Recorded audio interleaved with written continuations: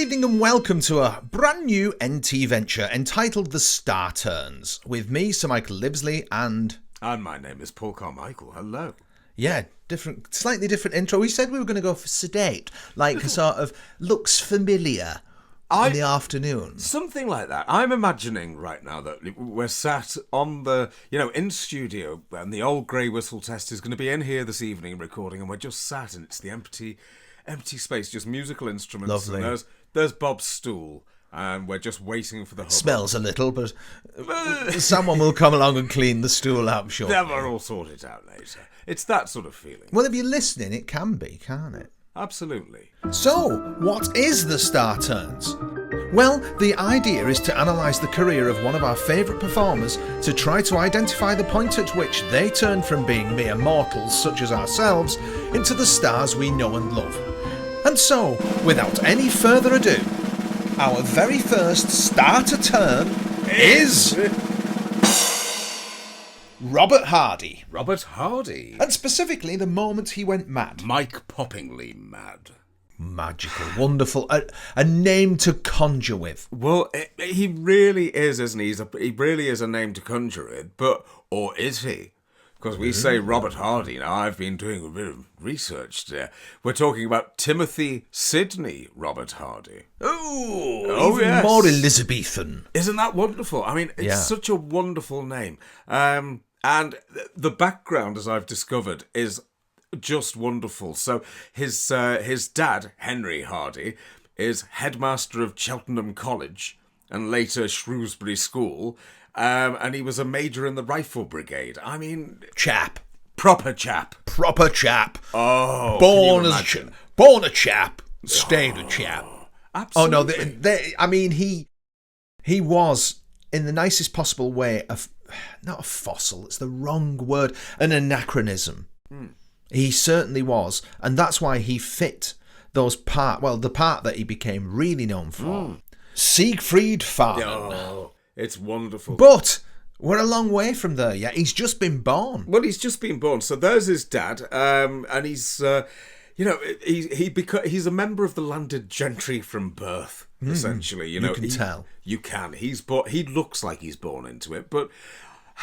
I don't resent that. What's that about? I feel that part of me should be... I don't think he was landed gentry from what you've described. I would say that he was part of... what would they have been described as then? They were very much the professional classes, weren't they? Well, they were. Okay, so to be fair, though, I think it's on his mum's side, where she was the daughter of a member of the landed gentry who was the rector of Whit Church in Shropshire. So she was descended from landed gentry. And then Henry Hardy comes along, and then they produce little Robert or Timothy. And no, so not landed gentry. Quality stock, that's the thing. Quality stock. Sturdy, stout-thighed chaps. This is it. But the thing is, right... Quite often, there are these figures who are born into money, and I'm not going to get political, but you know what I mean. And you just resent them for it because you think you're such a... But then you've got someone like Robert, and you go, no, fair enough, you deserve all the money. And I don't resent him anything. Why is that? I think it's a particularly, I'd say, English preoccupation, that, isn't it? That we're judging people by where they're from. We grew up in a golden age where a lot of people... of low quality stock were able to rise in the acting profession. I mean, my heroes growing up when I wanted to act were Albert Finney, Tom Courtenay, people like that, Tom Baker. I mean, again, a Scouser who, what was it he called himself? A chancer who didn't fancy the real world much. And we grew up in that, and so when anyone was there and they felt like they were there because of nepotism or whatever, it rankled. But this is a different age. I mean, you can make that critique now because there are so many barriers to entry for working class kids who want to become actors. Predominantly the money. Well, it's partly that, but there's also I was having a chat with Graham Cole over the weekend, who was in The Bill, but he has also got this amazing career. Playing all sorts of things, just huge variety of roles. And at one point he said to me, what gets me is these kids who are going into acting now, what are they going to do? because there's nothing there. Because he's someone, there was so much work, he's someone, if you say Acton Hilton, he will just be able to talk for 3 hours. The first time he was in the Acton Hilton, he was told to take a cup of tea to a room. And he went along, knocked on the door, and the door opened, and he walked in, and in there he had Eric Sykes, Hattie Jakes, John Lemage, and Spike Milligan, all 4 of them. And he just walked in, and he was just there for about 10 minutes. And he said that wasn't unusual. And then he just did telly after telly after telly. And if he wasn't doing telly, then he'd do theatre. And he said there was just an abundance of so much work, especially in television. What are the kids going to do now? And he's right, because not much is being made. Because it's being made like cinema. It takes forever to shoot, and it costs a hell of a lot more to do single camera. So that's why telly... Yeah, where are the apprenticeships? There aren't any. No, there aren't any. But, I mean, that's a broader point. It is. But returning to your query about why don't you resent this person who doesn't need to act? I think that's the thing that, it's like you're taking the bread out of the poor working actor's mouth, and you don't need to work. That's the attitude that we have, isn't it? Yeah, it is. But yeah, I mean, there's 2 traditions there that are colliding, really. I mean, I'm guessing that when Robert was born, or Timothy, yes, when he was born, the acting classes would have been probably still your actor managers and stuff. We hadn't had the kitchen sink revolution of the 60s. No. I remember reading the John Lemaire's book. Do you think that's wise? Yes. Brilliant book by Graham McCann. Oh, yes. In that, Lemaire's family, going way back, all went into the Admiralty and the Foreign Office and all these other things. Yeah. So the point he made in that was that John going into acting was a big problem for his family. Yes. But he was landed gentry. He was higher up the social scale. I don't resent Robert anything. No. Robert Hardy. No. So he goes to rugby school. Of course he goes to rugby. Where else would he go? Where he took punching poor people. Yeah. And after that he moved on to Magdalen College, Oxford. Oh, of course he did. Of course he did. I'd have liked all this, wouldn't you? Oh, man. You can slip your head into the alternate life you never had, though, can't you? Oh, yes. And remember it. It's this. But then... So Carmichael's school days. Oh, that would be great. Right, but he's doing all this and he's doing his degree, and I imagine having a lovely time. And then World War II breaks out, and suddenly he's called up into the RAF, as you say, and he ends up training in Texas. Because of course he does. Yeah, I mean, it's an interesting one, that, isn't it? What would Hardy have made of the big country? Well, this is the thing. He didn't ever break it in Hollywood or anything like that. But then again, would it have suited him? I think he would have got character parts. A bit like when Gielgud got a few character roles, like when he was the butler in that Dudley Moore thing or whatever. I think he would have got cameos, is what I'm thinking he would have mostly have got. And that wouldn't... Would we have rather have had Robert going off and doing cameos occasionally in films, or doing All Creatures Great and leave Small? that to leave that sort of thing to Wilfred Hyde-White. Exactly. He was fantastic at all those things. And it was the other one, David Tomlinson. Oh, yes, I love him. Yeah, but they fantastic. fitted America like a glove. They were the thing they wanted. There was another one, but I can't remember who it was. No, we want him back here in front of video cameras, shouting. This is all we want. So, but before he was shouting, he gets through World War II. Of course he gets through World War II, because he's Robert Hardy. And then... he was in Texas. There wasn't... you don't hear about the Texas Blitz, do you? Just Robert by the pool having a cocktail. Yeah. Not a Deckard. And then he returns, completes his degree, and he referred to his degree as being shabby. But he said that he developed a great love of Tolkien, so he rather enjoyed his time there. Yeah, I can see that as well. When was he born, by the way? Was it the 20s or something? I think it was 1924? No, right. 1925. 1925, so 100 years ago. 100 years ago. Not this very day, by any chance. No. Oh, no! We're recording this on the 29th of September, and he was born on the 29th of October. There you go. It's in the stars. The stars turn. They do. Now then. And then... we get this remark, and that's where this remarkable bloody career start. He's this into the classics straight away. But the thing is, right, what I love about Robert is, yes, it's all theatre darling, but then he gets into telly. He's one of the very first people to get into telly. So he's there on a programme in 1951, and it's called Michel and René. And I know... Oh, René.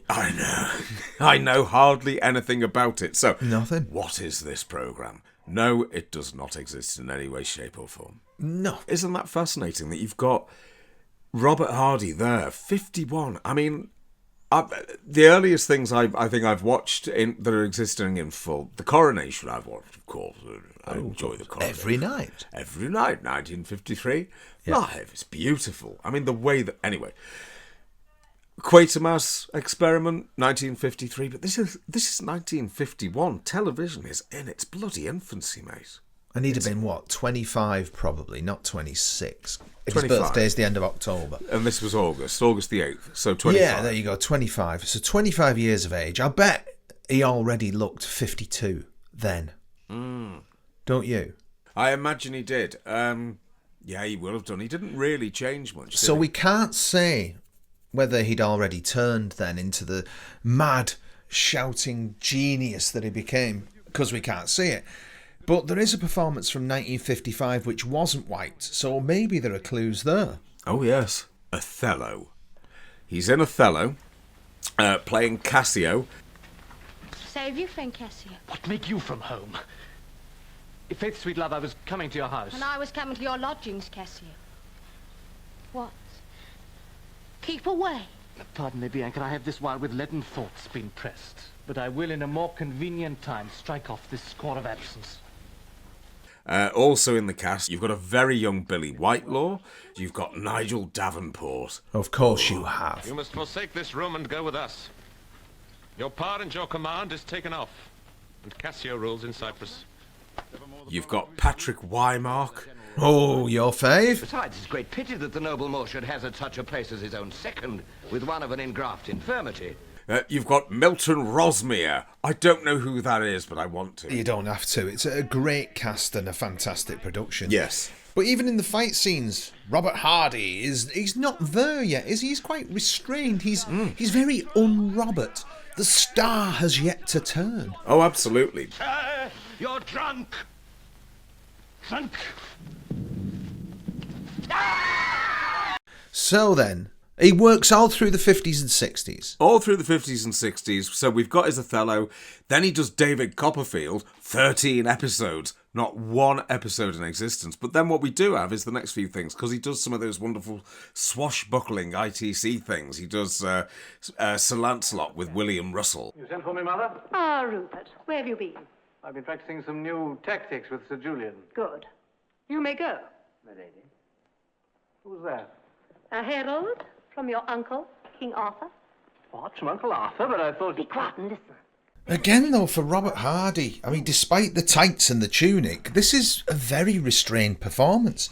Even here in the fight sequences, he's not mugging him for all they're worth. And, you know, this is a bloke who loved the age of chivalry and combat and all the weaponry that went along with it. What's annoying is, when I was looking at this, I've realised there's so much stuff I've got and haven't had a chance to watch. So much.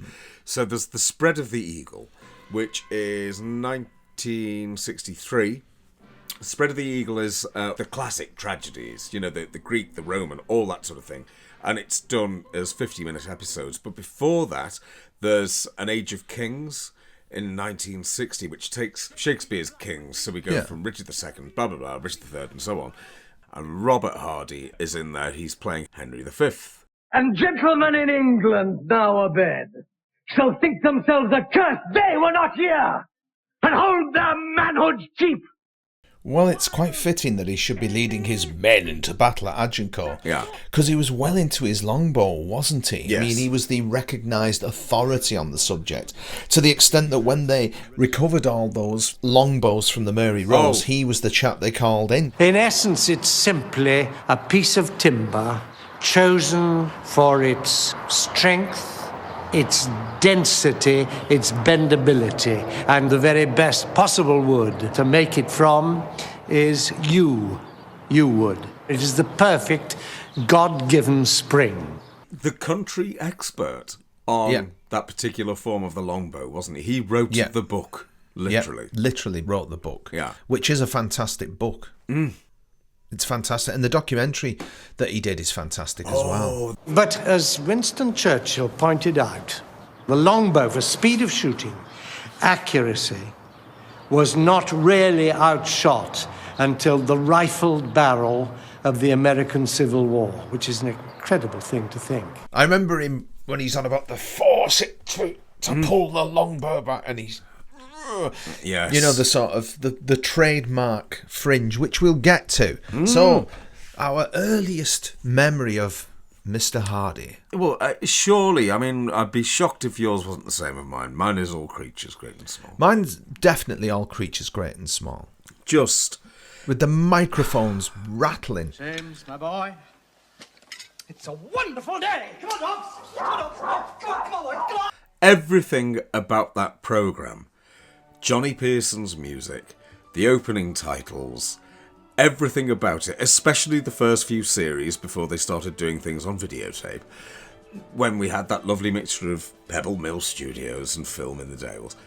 Everything about that, the fact it was on a Sunday, the fact I'd just had a bath, the fact that I knew I had school the next day. You'd have to be our age, wouldn't you, and have experienced it when it first went out. I mean, we had those links to that world living. Well, in my case, we certainly had links to that world living with my grandparents.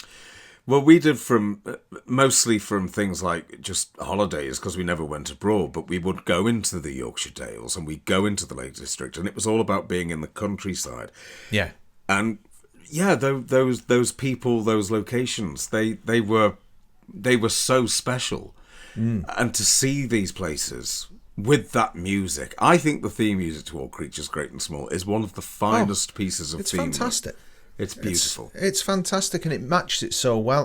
Hallelujah, hallelujah, hallelujah, hallelujah, hallelujah. As regards the earliest starring role I've seen him do, which gives us the trajectory that we can get to Tristan from, Siegfried from, Yeah. it would have to be the Stalls of Barchester. 71. Playing Archdeacon Haynes. Archdeacon Haynes. And here we have a very different Robert. We do have a very, very different Robert. Good morning, young man. Good morning, Archdeacon. In the Stalls of Barchester, he was very quiet and reserved. And there's that lovely bit that M.R. James has for his character's motivation. He wants to become the top archdeacon, doesn't he? Yeah, oh yes, he does. And you keep getting those scenes every year when it's his birthday. And slowly but surely, the gathering for the deacon's birthday is getting less and less. Yes. But he still stands. And he can't wait to take that position. So he ensures that the deacon is given a helping hand to meet his maker. Yes. And is forever plagued with spectres, I suppose, isn't he? So there's a lot of nuance in this performance. It's certainly not an All Creatures performance. No. But then again, in 71, he's in Elizabeth R, isn't he? Oh, yes, he is. As Dudley. Is it Dudley? Yeah. Robert Dudley, yeah. And his performance is absolutely magnificent. He doesn't have to act to fit into the court of Elizabethan England. No. You just get the feeling that yep, there's Hardy. He knows how to do this. It's in his DNA somewhere. But it's weird how he manages. What would he be there? 71. So he would be what? In his 40s there? He'd be 45, 46. 46, yeah. Be around that age group. But he can wear makeup, Robert Hardy. And he does it. And he does. He looks so young in Elizabeth R, doesn't he? I mean, he obviously the character grows older as we go through the series, but they managed to make him look quite young, which is quite the skill, really. When it comes to things like makeup, we're seeing this a lot better than would have been seen in 1971. Fair comment. Plus, we're also seeing it in colour. Now, colour comes in 69, really, but we didn't get a colour telly till 1980. We were by no means poor. But we were poor, so we had colour as soon as it came out. Oh, right, That's what poor people do. If you see any of that poverty porn in the newspaper or on telly these days, you know, this woman who can't afford to feed her kids and all the other stuff, there's generally the newest iPhone on the sofa and the biggest TV in the background. So hold on a moment. Are you saying, when did you get colour television? We always had colour television. So you were brought up with colour telly? Yes. Yes. I had to watch everything in black and white until I was 6. People, yes, but poor people don't have the middle class, maybe not now, but certainly our generation, the middle class contempt and avoidance of any form of rental. It's not. Well, no, I didn't. No, there wouldn't be a rental in your house. We rented our set. Oh, no. From Granada. From Granada. No, well, you probably thought it was the actual channel. It wasn't. I remember being a kid looking at that Granada television, because they were all, I've no idea, Pi, Philips, Finlandia, whatever, but they were all badged up as Granada colour. Right? Yes. Yeah. So I looked at that when I was a kid, the Granada colour thing in the room. It was almost as if we had a pipeline connecting us to Salford Quays. We had a Granada rental shop on Allerton Road in Liverpool. You used to throw eggs at it on a Saturday. I wasn't. Myself and my father, sometimes grandfather, went down to the shop, pelted it with eggs. I didn't think it was very fair, shall we say, and I didn't see, well, why couldn't we have a BBC shop? Oh, well, due to the unique way in which the BBC is funded, that would not be possible. But that spoke to your sensibility. It did. As a middle-class chap. Well, just as somebody who thought absolutely not, because at the end of the day, we weren't a Catholic family. No. The family over the road, the Cunninghams, perfectly lovely family, and they enjoyed watching ITV. Exactly, and probably rented their set. I think they might have done, yes. You see. So you were held back, you see, principles. You were like that last Japanese soldier fighting the war on that island, holding out for colour television. No, we shan't be having it yet, boy. No. But Robert Hardy. So your first memory. Okay. My first memory is, same as yours, All Creatures, but I think the earliest performance I've seen is the Stalls of Barchester. I think so. Have you seen Elizabeth R? Elizabeth R, so it's the same year. Right. So, for me, the earliest thing I have, Manhunt. Hardy plays a Nazi. And he gives a performance. I can't describe even how peculiar it is. It's like he's doing a different type of acting to everyone else. Yeah, I think you're right. I mean, I think here is a moment where he does begin to turn. Something certainly changes. We must be rid of the Jews! We must! And when we are, they must be deprived of all their cash and silver and gold! He's playing a character. He's devised this character, and it's a strange little man, and he's playing him to the absolute max. He's a twisted little, nasty, but incredibly vulnerable man. And then one day, in comes Philip Maddock. And you get an episode. There is a 50-minute episode, and it is just Maddock and Hardy for the whole thing, in a sort of a prisoner and prison guard situation that shifts about.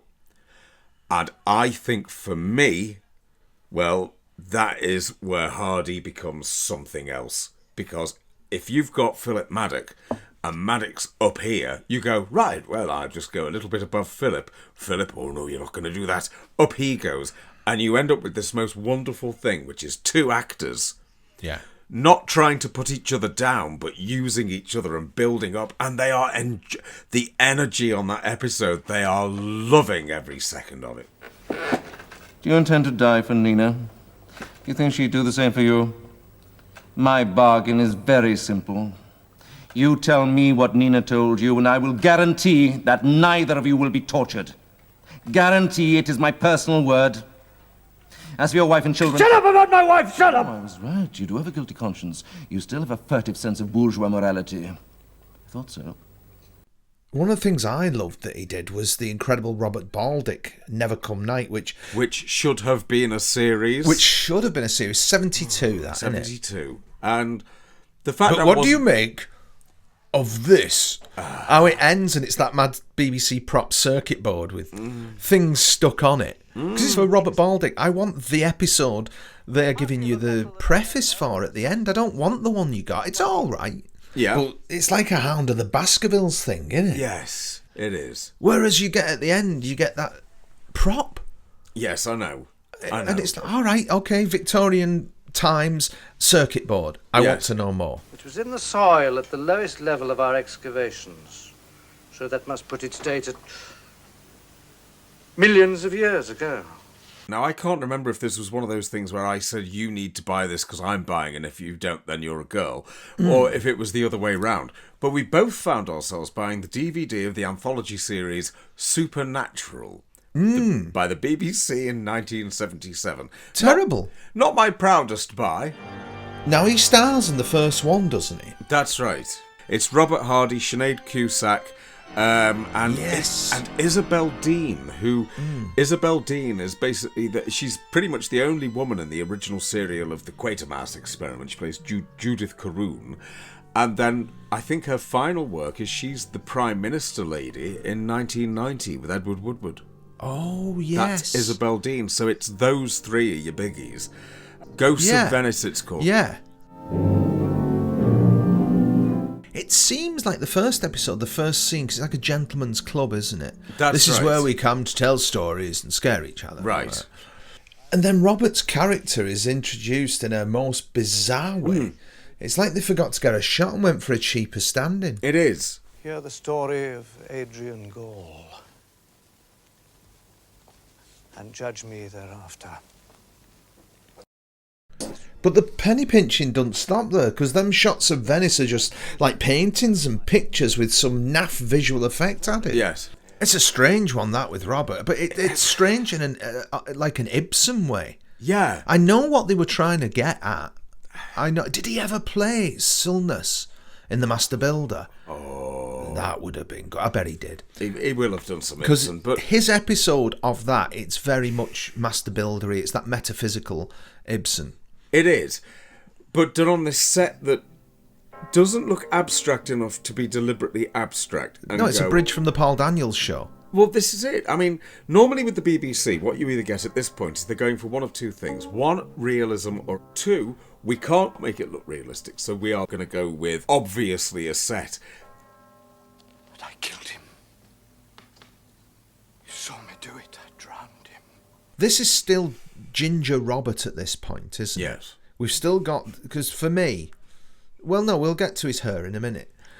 But Ginger Robert, it's only 12 months before All Creatures, this. And he skids onto the All Creatures set, the full yelling, screaming, chucking stuff around madman. Ewer is the udder, and felon is the local name for mastitis.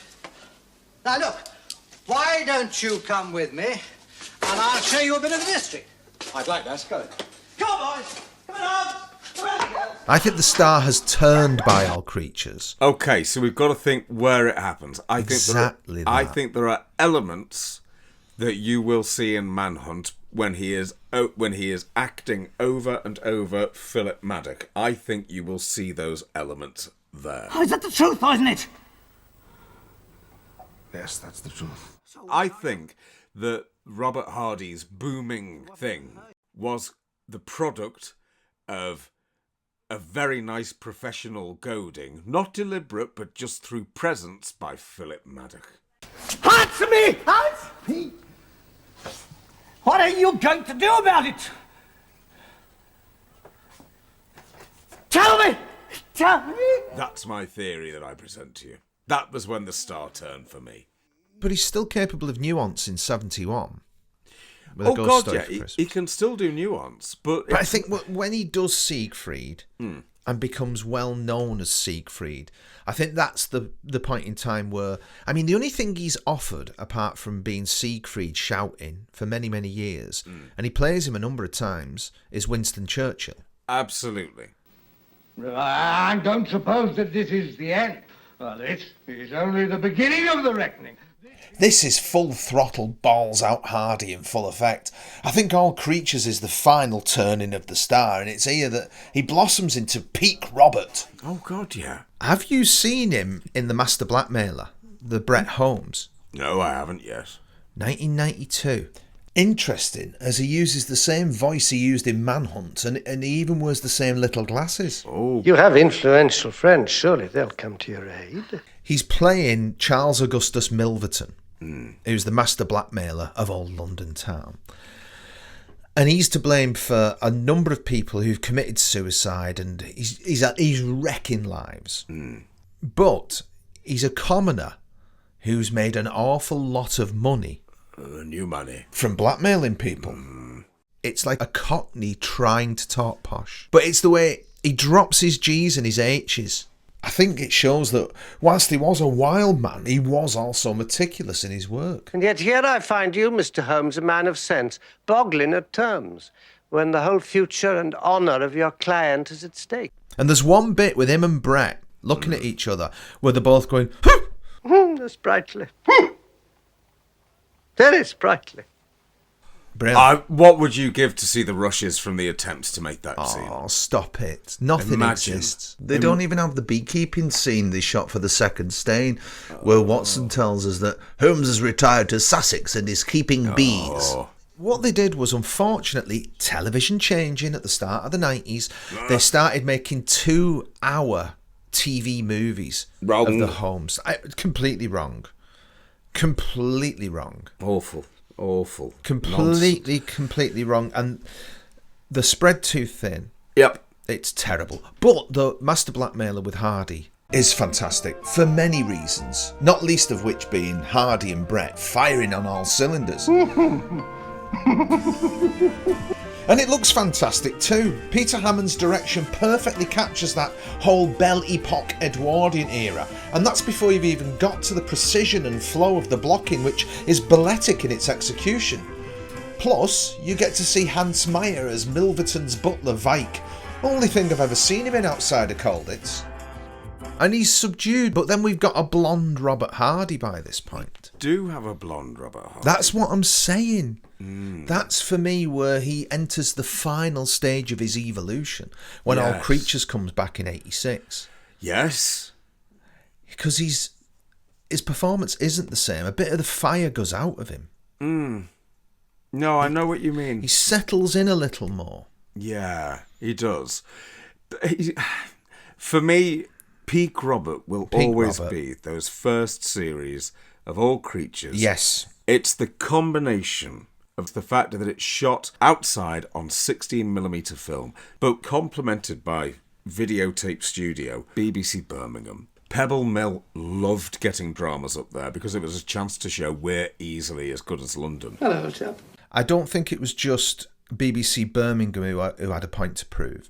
I think Peter Davison had a point to prove. I think Christopher Tin, there's a lot of hungry young actors in that who'd never been given such a high-profile job. And underpinning all of it, you had a very ambitious, hard-working chap in the shape of James Herriot. Alf White, the vet. When you read about how he wrote all those books and had a full-time practice as a vet. Yeah. No, you'd have to look it up, but I'm sure that it shared a Sunday night with Last of the Summer Wine. At least at some point. If not, you've got the Venn diagram of Last of the Summer Wine and All Creatures, and in the middle, Joe Gladwin stands astride like a Yorkshire colossus. That's right! It's the plethora of actors who, between the first run of 3 series and it returning, have gone.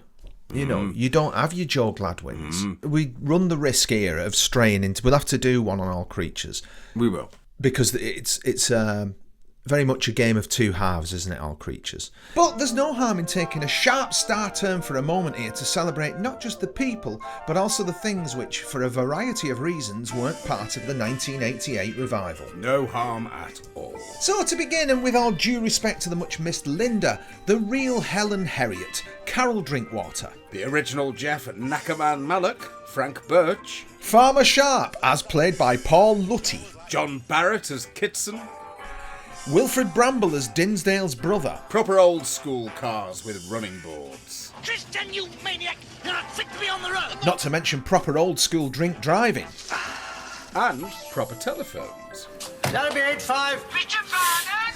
And last but by no means least, the proper heartbeat of the series and Skeldale House, Mary Hignett, aka Mrs. Hall. Get back. Hot toddy, Mrs. Hall? I'd have thought a nice hot Christmas cocoa, Mr. Tristan. There'll be enough hot toddies, as you call them, flying about in the next few days. Mrs. Hall. Mrs. Hall is the best. I don't even think she was an actor. No. I don't. And I love Jean Haywood, who does the housekeeper when it returns. But she's frozen in time in the 1930s, and then they thawed her out, presumably just in a freezer in the basement of TV Centre. There, oh, we need her now. Get her out, and she was just Mrs. Hall. She was superb. She really was. It's either that, or we are talking about the best performance in history. It's got to be one or the other, because there was no acting, was there? It was just perfect. Mrs. Hall put Siegfried in his place. Yes. Oh, I can tell someone's been losing their beauty sleep. What? She did so much with her face. It was just that look of disapproval, which I knew more from watching Les Dawson and Ray Barraclough dragged up with folded arms and sort of the looks that they give off camera. Mrs. Hall did those, but without the comedy. She meant them. Mary Hignett. Mary Hignett. Even the name. Yes. Where I grew up, there were Hignetts. We had Hignetts. Really? The shop was Hignetts. Yeah. Oh. Peter Hignett had the most awful nylon drip dry wig you've ever seen. Oh. Yeah. That sounds awful. It was awful. Yeah. But, however, Mrs. Hall, Mary Hignett, I'm afraid, 1980 she died. So that's crazy, though. It can't have been long after the initial run. They just finished shooting the third series. Man. That's such a shame. She is brilliant. But I'll tell you what is lovely. I'm reading here that Robert Hardy, Christopher Timothy, Carol Drinkwater attended the funeral.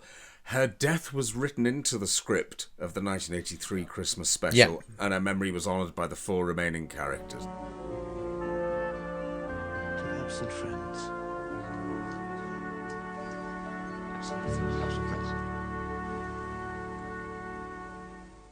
Yeah. Perfect. Absolutely. Yeah, she was brilliant.